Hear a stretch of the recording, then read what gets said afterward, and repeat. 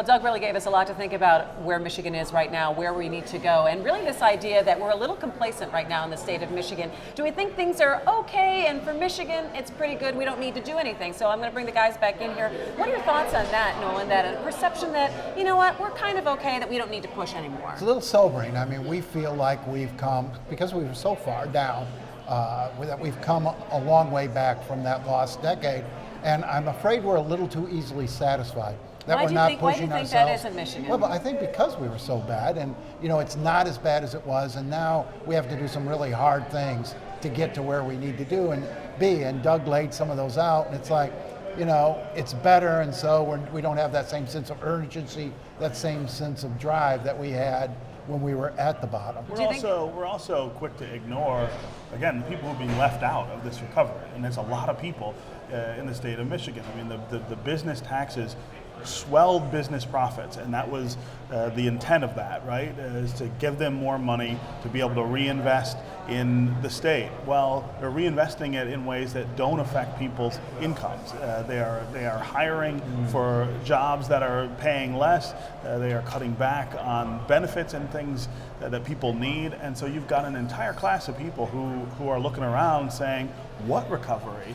Well, I would disagree with that. I mean, if you look at the UAW contracts that were just signed, those are a great example. They came of well, the and always yeah. in this state, the UAW contracts have driven everything else. They drive everything and else. And so yeah. they came a long way back from their concession year, an enormous way back. And as Doug said, 400,000 new jobs. As you create more jobs and you suck up some of the excess labor, incomes will have to come up. They should go up, right. And so this is a process. We were a long way down, and it's going to take a long way time. But I think to it's go interesting back. that Stephen makes the point, though, that not everybody is feeling this, even though you can look at numbers and say, wow, but these numbers are pretty good. You have unemployment that is below the national average for the first time in 15 years, but yet it still didn't quite create the entire picture. And that's true, and that's all over the country, and that's why you're seeing this discontent and this disconnect between what the numbers show and what the people are feeling. There's still too slow growth since the recession.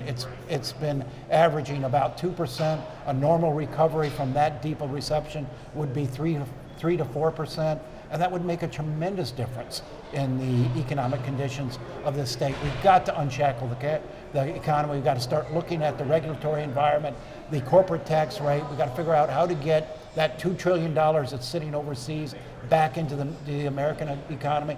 We do have to do pro-growth policies. And I think people support that because they want businesses to come here and they want to be able to benefit from the jobs that would come here. But they also are looking, Stephen, at some of the tax incentives that now are coming back to roost that the state is going to have to pay off, and in long term that it is impacting our budget. Right, it's impacting the budget, and the people who pay for it, again, are the people at the lower end. If you look at the Department of Human Services, for instance, and the hits that it has taken, not just during the Snyder administration, but for the 8 years prior. I mean, we're spending so much less trying to take care of kids in child care centers, kids in foster care, the kind of social services that gird economic growth. Look at our schools. We are not keeping pace with what other states are investing in higher education, in K-12. Those are the things that are hard sells in a climate where people think, well, I'll pay taxes, but only for the things that I need. I'm not going to pay for these other no accounts who are mooching off the system. And there are politicians who feed on that and defeat the kind of investment, the pro-growth investment that we need. Think about the roads package.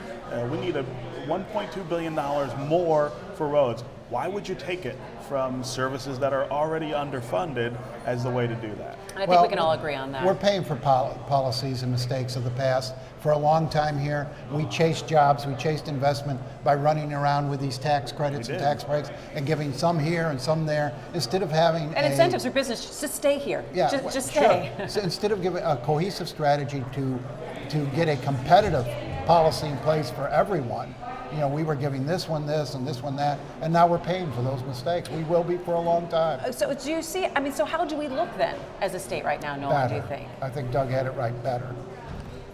I think falling behind still.